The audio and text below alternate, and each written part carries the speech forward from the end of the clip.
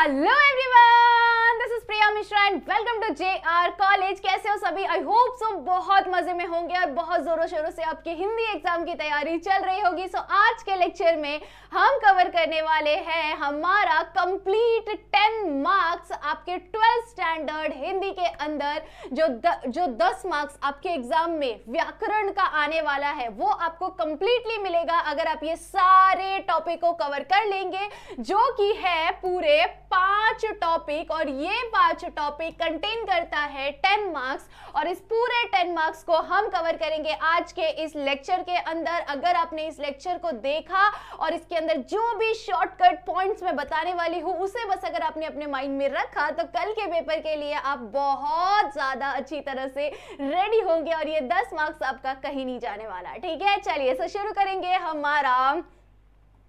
सबसे पहले हमें ग्रामर के कितने टॉपिक्स आने वाले, यहां पर आप लोगों को दिख रहे होंगे ग्रामर के 5 टॉपिक्स। कौन कौन से 5 टॉपिक है यहाँ पर?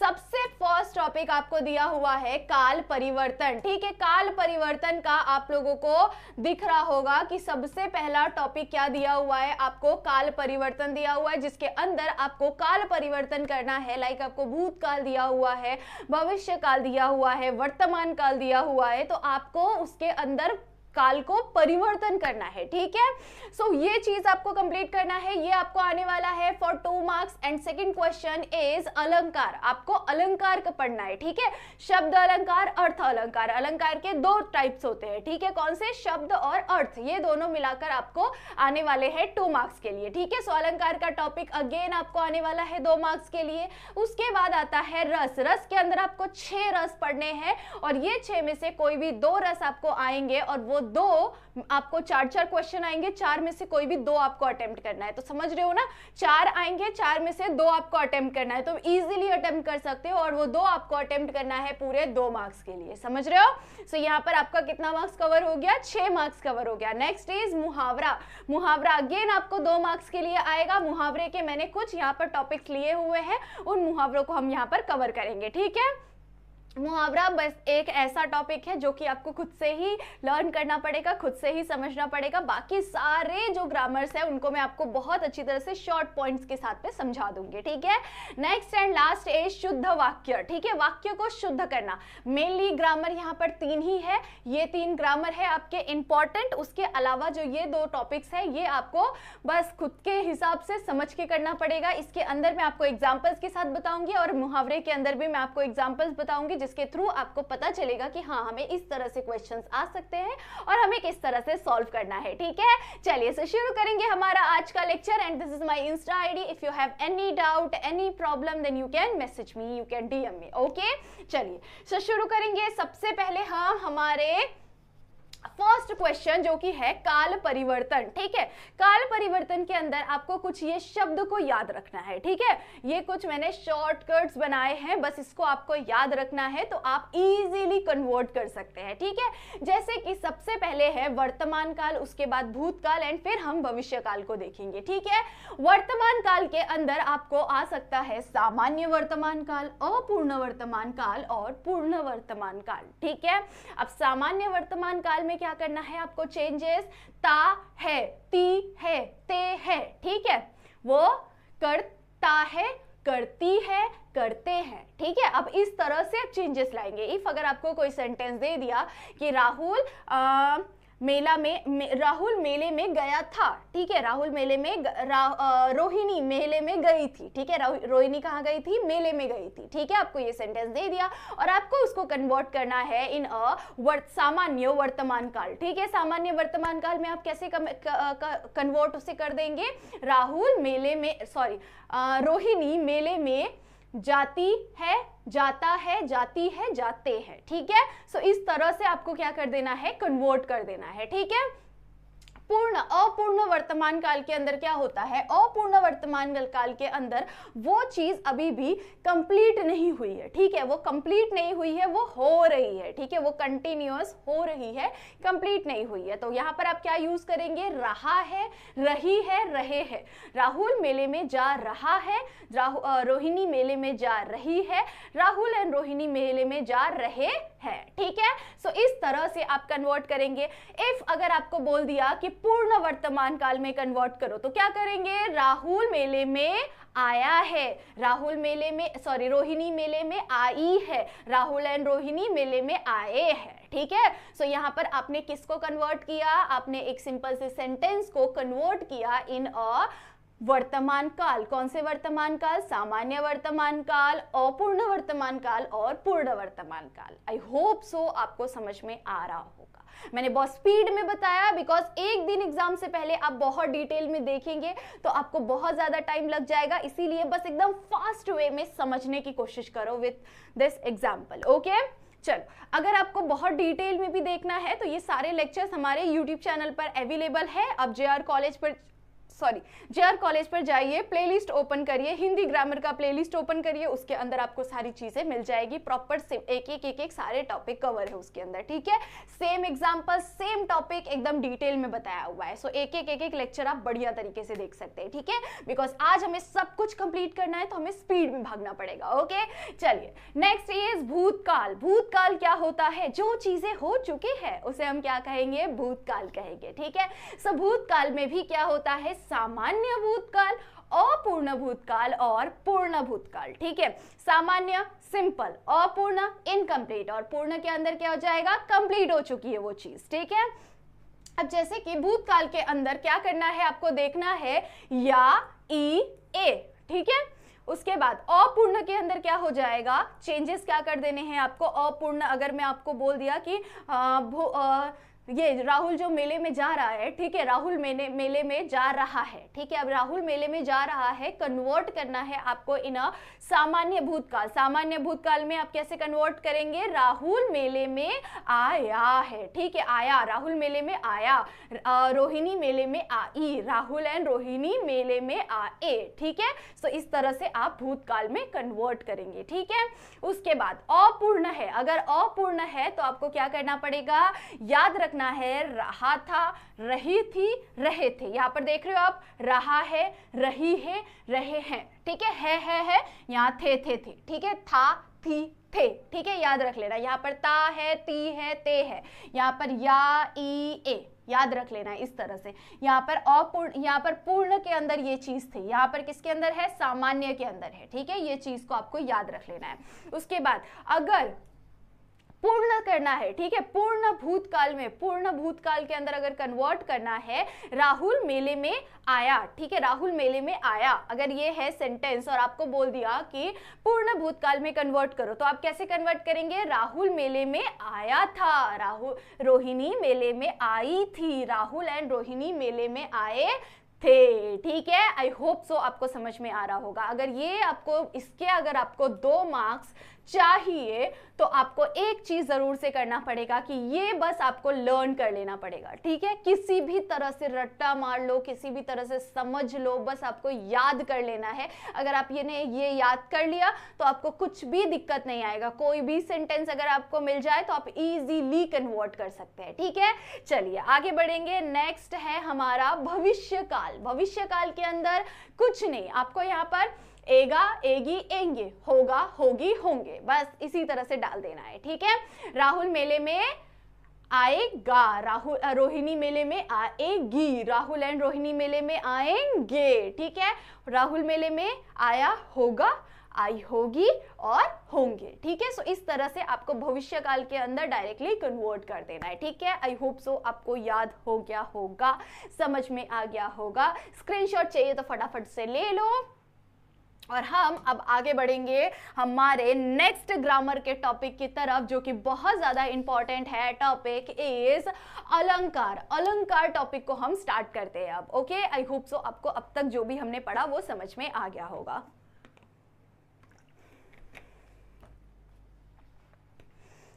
अलंकार के 2 प्रकार होते हैं। कौन से 2 प्रकार होते हैं, शब्द अलंकार, अर्थ अलंकार। ठीक है, अब इसके अंदर इसके कुछ सब पॉइंट्स होते हैं, जैसे कि शब्द अलंकार के कौन कौन से टाइप्स होते हैं। शब्द अलंकार के 3 प्रकार होते हैं। पहला इज अनुप्रास अलंकार, अनुप्रास अलंकार, दूसरा है यमक अलंकार, तीसरा है श्लेष अलंकार। ठीक है, ये 3 प्रकार के अलंकार होते हैं। किसके किसके टाइप है ये तीनों, ये शब्द अलंकार के 3 प्रकार है। ठीक है, अलंकार के दो प्रकार होते हैं, शब्द अलंकार, अर्थ अलंकार। ठीक है, शब्द अलंकार के कितने प्रकार होते, शब्द अलंकार के कितने प्रकार होते हैं, अनुप्रास, यमक और श्लेष, बस ये तीन। और अर्थ अलंकार के कितने प्रकार होते हैं, 5। कौन कौन से, उपमा अलंकार, रूपक अलंकार, उत्प्रेक्षा अलंकार, अतिशयोक्ति अलंकार और मानवीकरण अनेक अलंकार। ठीक है, अब आप सोच रहे होंगे कि बाप रे इतना सारा याद कैसे होगा।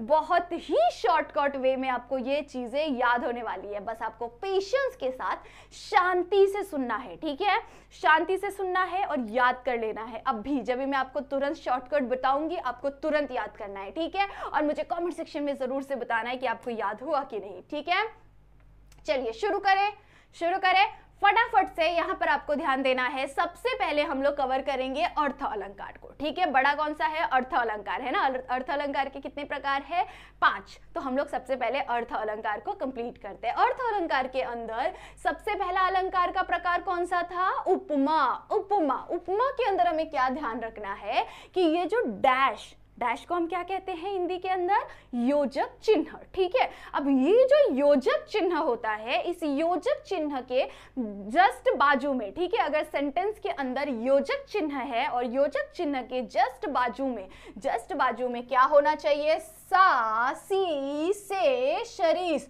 तो क्या होगा, तो होगा उपमा अलंकार। क्या याद किया आपने कि अलंकार के कौन से दो प्रकार होते हैं, शब्द अलंकार, अर्थ अलंकार। ठीक है, अर्थ अलंकार के 5 प्रकार होते हैं। कौन कौन से प्रकार होते हैं, उपमा, रूपक, उत्प्रेक्षा, अतिशयोक्ति, मानवीकरण, ये 5 प्रकार होते हैं। उसमें से सबसे पहला प्रकार क्या होता है, उपमा अलंकार। ठीक है, अब ये जो उपमा अलंकार होता है उसके अंदर क्या होता है, योजक चिन्ह। क्या होता है, योजक चिन्ह होता है। और योजक चिन्ह के बाजू में अगर सा, सी, से, सरीश ऐसे शब्द दिखाई दे तो हम क्या समझेंगे, ये कौन सा अलंकार है, ये उपमा अलंकार है। जैसे कि यहाँ पर मैंने आपको एग्जाम्पल दिया हुआ है, मुख चंद्र सा सुंदर है। मुख कैसा है, चंद्र सा सुंदर है, चंद्रमा सा सुंदर है। चंद्रमा सा, यहाँ पर योजक चिन्ह दिखाई दे रहा है, उसके बाजू में क्या दिखाई दे रहा है, सा दिखाई दे रहा है ना, सा दिखाई दे रहा है। तो जैसे ही आपको सा, से, शरीस ऐसे शब्द अगर योजक चिन्ह के बाजू में दिख गए तो आप क्या लिखेंगे, कौन सा अलंकार, उपमा अलंकार। ठीक है, उसके बाजू में आपको यहाँ पर दिखाई दे रहा होगा रूपक अलंकार। रूपक अलंकार के अंदर क्या होता है कि जैसे ही योजक चिन्ह दिखाई दे और योजक चिन्ह के बाजू में नो, सा, सी, से, शरीश, तो क्या होगा, रूपक अलंकार। अगर जो योजक चिन्ह है उसके बाजू में सा, से, शरीस ऐसे शब्द नहीं दिखाई देते हैं, ठीक है, योजक चिन्ह होता है बट योजक चिन्ह के बाजू में सा, से, सी, शरीस ऐसे शब्द नहीं दिखाई देते हैं, तो हम क्या समझेंगे कि ये कौन सा अलंकार है, ये रूपक अलंकार है। यहाँ पर आप देख सकते हो चरण कमल, क्या है, चरण कमल, बीच में क्या है, योजक चिन्ह, बट योजक चिन्ह के बाजू में सा, सी, से है क्या, नहीं है ना। योजक चिन्ह है बट उसके बाजू में सा, सी, से नहीं है। अगर होता तो कौन सा अलंकार, उपमा, और अगर नहीं है तो कौन सा अलंकार, रूपक अलंकार। बंडो हरिराई। ठीक है, सो ये आपको एक सेंटेंस दिया हुआ था, सेंटेंस को इतना समझने की कोई जरूरत नहीं है, बस जो शॉर्टकट पॉइंट्स बताए हैं बस उतना याद कर लो और आपको इजीली 2 मार्क्स मिल जाएंगे यहाँ के। ठीक है, चलिए आगे बढ़ेंगे। नेक्स्ट इज उत्प्रेक्षा अलंकार। उत्प्रेक्षा अलंकार के अंदर क्या होता है बच्चों कि जब भी आपको सेंटेंस के अंदर ये शब्द दिखाई दे, कौन से शब्द, ज्यो, तो, त्यो, मनो, मनहु, जनहु, ऐसे शब्द अगर आपको दिखाई देते हैं तो तुरंत समझ लेना है कि ये कौन सा अलंकार होगा, उत्प्रेक्षा अलंकार होगा। ठीक है, इसके अंदर जैसे कि नेत्र मानो सागर सा, नेत्र मानो सागर सा, समझे।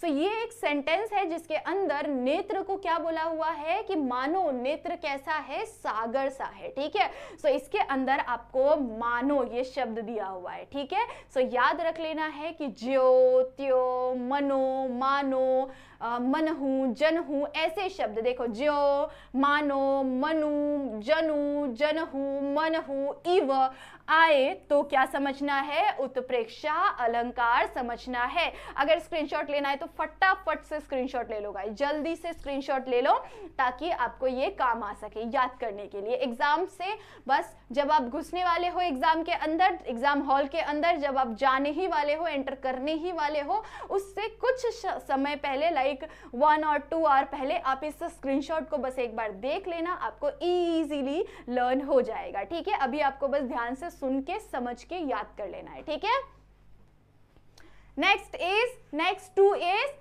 अतिशयोक्ति अलंकार और मानवीकरण अलंकार। ये दो बहुत इजी है। अतिशयोक्ति को हम कैसे पहचानेंगे, अगर बड़ा चढ़ा के बोला हुआ हो तो, अगर किसी चीज को बहुत बढ़ा चढ़ा के बोला हो, जैसे कि देख लो साकेत नगरी है यही, स्वर्ग में मिलने गगन से जा रही है, गगन में जा रही है। देखो ये ऐसी नगरी है जो कि स्वर्ग में मिलने के लिए गगन से होते हुए जा रही है। ठीक है, तो एक ऐसा सेंटेंस जो कि थोड़ा सा लेंदी वे में बताया हुआ है, बट बहुत ज्यादा उसके अंदर कुछ बढ़ा चढ़ा के बताया हुआ होगा, तो ऐसे अलंकार को आप क्या कहेंगे, अतिशयोक्ति अलंकार। ठीक है, याद रख लेना है, सेंटेंस के अंदर बहुत बढ़ा चढ़ा के फेंका हो तो कौन सा अलंकार, अतिशयोक्ति। ठीक है, नेक्स्ट इज मानवीकरण। मानवीकरण अलंकार के अंदर क्या होता है कि जब भी कोई भी ऑब्जेक्ट है, कोई भी चीज है, उसको ना ह्यूमन की एक्टिविटीज से कंपेयर किया हो। ठीक है, जैसे कि यहाँ पर एग्जांपल दिया हुआ है, देखो फूल हंसे कलियां मुस्काई, फूल हंसे और कलियां मुस्काई। फूल और कलियां हंसती और मुस्काती है क्या, नहीं, ह्यूमंस हंसते हैं मुस्काते हैं, है ना। सो यहाँ पर ह्यूमन वाली एक्टिविटीज को किसी ऑब्जेक्ट से बता रहे हैं, किसी फ्लावर से बता रहे हैं, चांद को बता रहे हैं, सागर को बता रहे हैं। ठीक है, तो ऐसे जब वो कंपेयर करेंगे नेचर की चीजों से, अगर वो कंपेयर करेंगे लाइक फ्लावर हो गया, सागर हो गया, चांद हो गए, सूरज हो गए, मिट्टी हो गई, धरती हो गई, ऐसी चीजों से जब वो कंपेयर करेंगे ह्यूमन की एक्टिविटीज को, तब आप क्या समझेंगे कि ये कौन सा अलंकार है, मानवीकरण अलंकार है। ठीक है, जैसे कि यहाँ पर आपको बताया हुआ है, पेड़ पौधा बादल आदि से मानवीय भावनाओं के वर्णन हो, तो पेड़ पौधा हो गया, ठीक है, बादल हो गए, सागर हो गया, ऐसी चीजों से अगर मानव की फीलिंग्स के बारे में बताया जाए, लाइक मानव के जो अंदर जो भावनाएं होती है उसे उनको कंपेयर किया जाए, लाइक उन्हें बताया जाए कि वो ऐसा एक्ट करते हैं, तो ऐसे सेंटेंस को आपको क्या समझना है, कौन सा अलंकार है, मानवीकरण अलंकार है। ठीक है, आई होप सो आपको समझ में आ गया होगा। ठीक है, चले आगे बढ़ेंगे।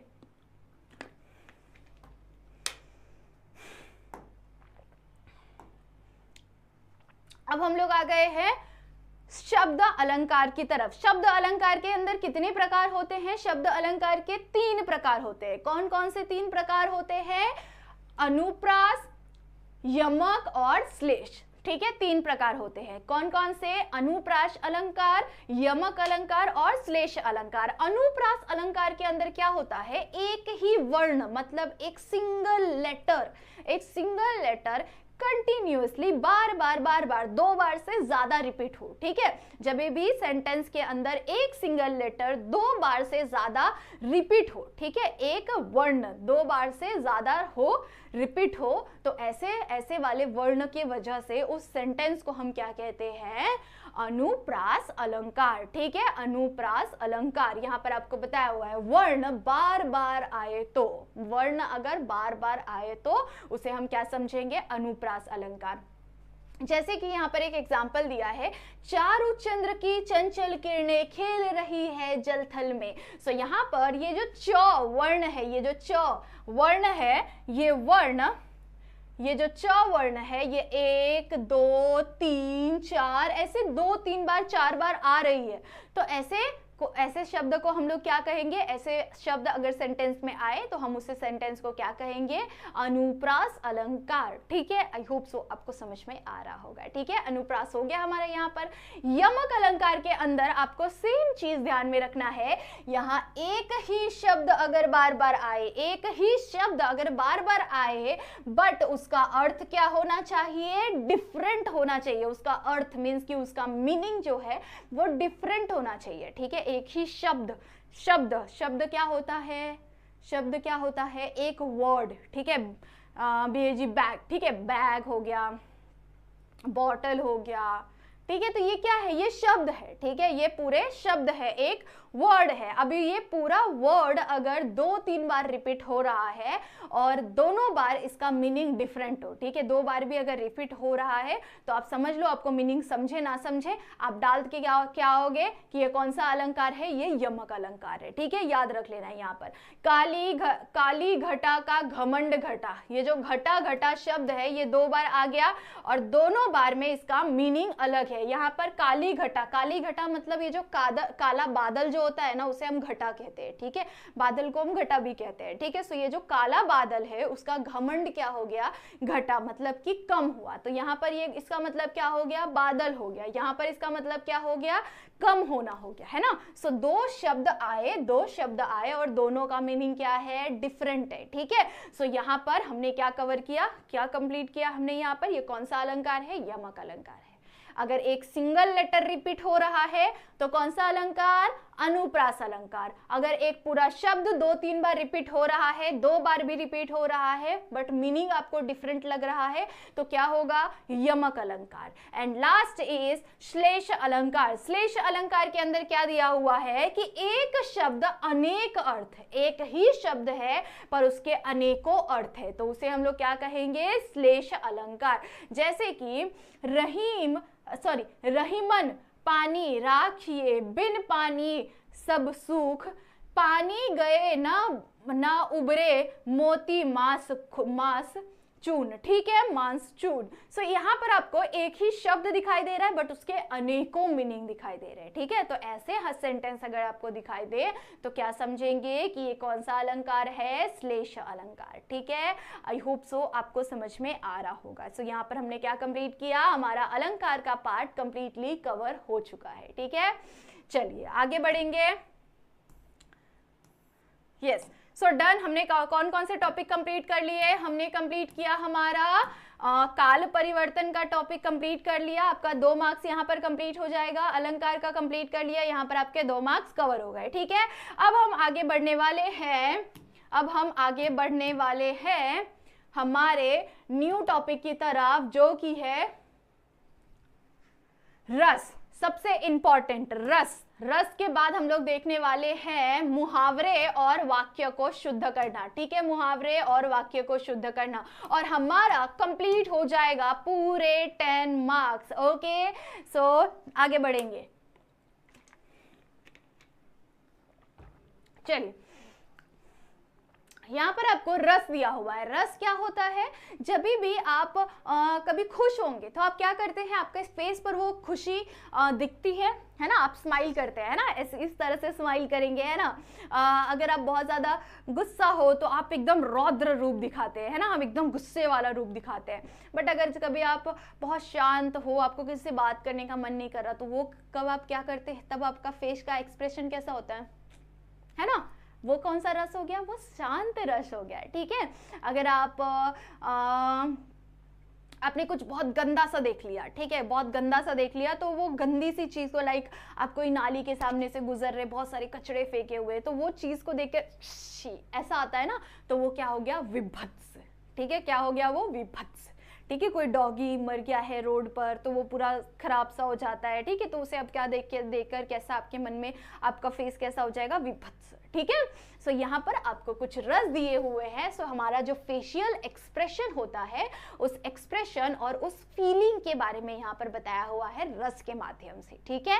रस का मतलब क्या होता है, एक्सप्रेशंस, आपके जो एक्सप्रेशंस है, आपके अंदर की जो फीलिंग्स है, वो आपके फेस के थ्रू किस तरह से दिखाई देती है ना। सो वो चीजें आपको दिखाई देने वाली सारी जो आपके एक्सप्रेशंस है उसके बारे में बताया गया है, उसे हम लोग रस कहते हैं। रौद्र रस क्या होता है, जब हमें बहुत ज्यादा गुस्सा आता है, ठीक है, तो उसे हम लोग क्या कहेंगे, रौद्र रस, ठीक है। तो सॉरी गाइस, अभी मैंने खाना खाया तो मुझे कंटिन्यूअसली बोलने की वजह से बहुत ज्यादा प्यास लग रही है। ओके, रौद्र रस, रौद्र रस, जब हम बहुत ज्यादा गुस्सा हो जाते हैं तो वो हमें, उसे हम क्या कहेंगे, रौद्र रूप, हमारा रौद्र रूप, तो वो क्या कहलाएगा, रौद्र रस कहलाएगा। ठीक है, तो जब भी आप सेंटेंस को रीड करेंगे और सेंटेंस को रीड करके आपको ऐसी फीलिंग आए कि यहाँ पर कोई गुस्से वाली बात हो रही है, ठीक है, कोई गुस्से वाली फीलिंग दिखाई दे रही है, तो उसे आप लोग क्या लिखेंगे, रौद्र रस लिखेंगे। नेक्स्ट इज विभत्स रस, कुछ गंदा, कुछ घृणा हो जाने वाली चीज, ऐसी अगर आपको सेंटेंस के अंदर वर्ड दिखाई दे दे तो उसे हम लोग क्या कहेंगे, विभत्स रस कहेंगे।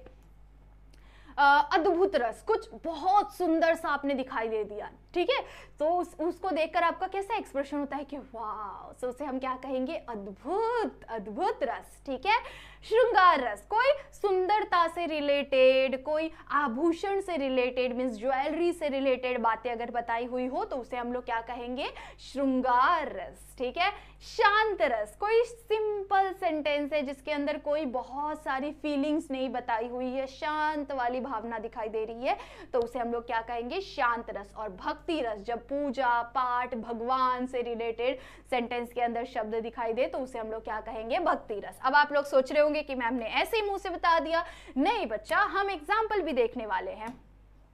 यहाँ पर माटी कहे कुम्हार से, तू क्यों रौदे मोहे, एक दिन ऐसा आएगा मैं रौंदूंगी तो है। यहाँ पर क्या हो रहा है, यहाँ पर वो एक तरह से क्या बताने की कोशिश कर रही है, मिट्टी जो है वो गुस्सा है और वो क्या बताने की कोशिश कर रही है कि तू क्यों मुझे रौंद रहा है, एक दिन ऐसा दिन आएगा जब मैं तुझे रौंदूंगी। ठीक है, सो यहाँ पर कौन सा रस आ जाएगा, आप मुझे कॉमेंट सेक्शन में जल्दी से बताएंगे। ठीक है, चलिए नेक्स्ट इज राम के रूप निहारती जानकी, राम के रूप निहारती जानकी, कंकन के कन की परछही, कनकन के कन की परछही, याते साबे सुधी भूली गई। यहाँ का सेंटेंस कंटिन्यू शायद गायब हो गया है, नहीं। यहाँ पर से हमें क्या समझ में आ रहा है, मैंने आपको अभी अभी क्या बताया है कि जब सजने संवरने की बातें हो रही हो तो उसे हम लोग कौन सा रस कहते हैं, कौन सा रस कहते हैं, श्रृंगार रस, है ना।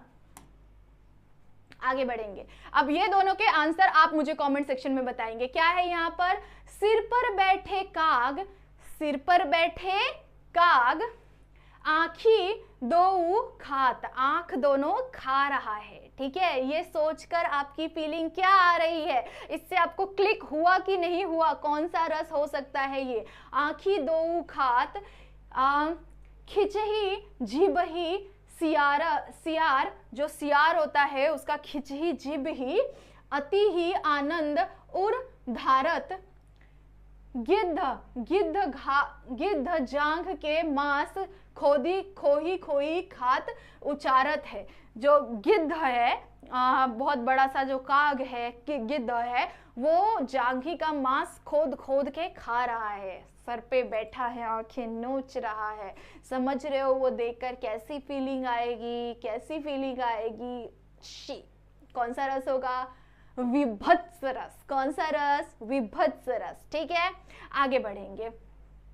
कही कैकई से सक्रोध, कैकई से क्रोध के साथ में सक्रोध, दूर हट निर्बोध, दुई जी है रस में शिव मात खोल। ठीक है, अब इसका आपको क्या करना है, कमेंट सेक्शन में आंसर करना है। ठीक है, कि ये कौन सा रस हो सकता है। आई होप सो आपको क्लिक हो गया होगा। ठीक है, चलिए, सो यहाँ पर हमारा कंप्लीट हो गया रस का part again, and our last topic is शब्द को शुद्ध करना। आई होप सो आपको रस क्लियर हो गया होगा। ठीक है, अगर रस आपको अभी भी डाउटफुल है, क्लियर नहीं हुआ है, तो go to playlist, JR college के प्लेलिस्ट पर जाओ और फटाक से उसके अंदर से आपको रस का प्रॉपर लेक्चर मिल जाएगा। उसके अंदर मैंने पूरा रस का टॉपिक कवर किया है, उसे इजीली देख सकते हो, सारे क्वेश्चन हमने बहुत डिटेल में समझा है। ठीक है, तो उसे जरूर से जाओ, फटाफट से देख लो। ठीक है, चलिए नेक्स्ट टॉपिक इज वाक्य शुद्ध करना। वाक्य शुद्ध करना इट मीन्स कि इस सेंटेंस को आपको क्या करना है, सही करके राइट वे में आपको रीराइट करना है, ठीक है, सही करना है आपको, जो भी गलत शब्द लिखे गए हैं उसे आपको सही करना है और दोबारा से लिखना है, ठीक है। जैसे कि फर्स्ट क्वेश्चन यहाँ पर क्या दिया हुआ है, दिलीप उच्च शिक्षा के लिए लंदन चली गया। सही है क्या? जो दिलीप है वो उच्च शिक्षा के लिए लंदन चली गई है ना, गलत तरीके से गया, इस तरह से दिया हुआ है ना, चली गया, सो ये गलत तरीके से दिया। इसे हम सही कैसे करेंगे, दिलीप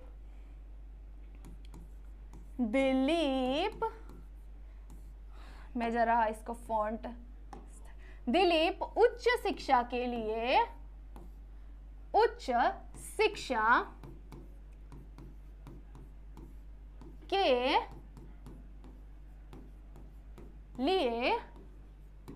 लंदन चला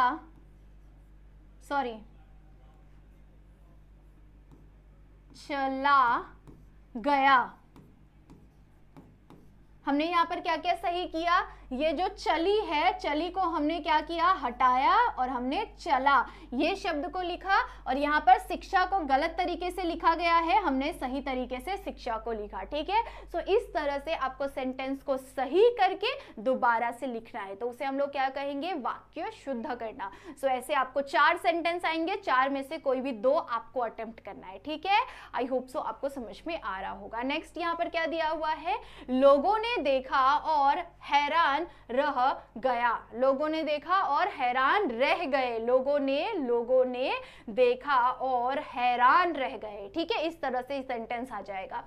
उन्हें व्यवस्थित करने की सभी प्रयास, करने का सभी प्रयास एक फल रहा, निष्फल रहा है, ठीक है। अब इसमें गलत क्या है वो आपको क्या करना है, कमेंट सेक्शन में जरूर से बताना है, ठीक है। यहाँ पर हमने कवर कर लिया हमारा एक और टॉपिक, सो पूरे हमने 4 टॉपिक्स कवर कर लिए हैं। And next and last topic is मुहावरे। अब यहाँ पर हम कुछ मुहावरे देखने वाले हैं। यहाँ पर आप लोगों को दिख रहा है मुहावरा। अब मैं आपको एक बात बता दूं कि आपको क्या करना है, मुहावरे के लिए आपके टेक्स्ट बुक में लास्ट का जो पेज होगा, लास्ट के पेज में आपको इंग्लिश वर्ड का हिंदी मीनिंग भी दिया हुआ है, वो आपको पढ़ने पड़ेंगे। अगर इंग्लिश वर्ड का हिंदी मीनिंग अगर आप पढ़ के नहीं जाएंगे तो एग्जाम में आपको 7 आता है और 7 में से कोई भी 4 आपको अटेम्प्ट करना रहता है। तो याद रख लेना कि ये बहुत ज़्यादा इंपॉर्टेंट है और उसके आपको 4 मार्क्स मिल सकते हैं, समझ रहे हो। सो इसके लिए बहुत ज़्यादा इंपॉर्टेंट है, तो वो ज़रूर से कर लेना। और उसी के बाजू में आपको क्या दिया रहता है, मुहावरे दिए रहते हैं, ठीक है। और इन मुहावरों को भी आपको लर्न करना पड़ेगा, एक बार रीड करके जाना पड़ेगा ताकि उस टाइम पर आपको वो चीजें याद हो जाए, ठीक है।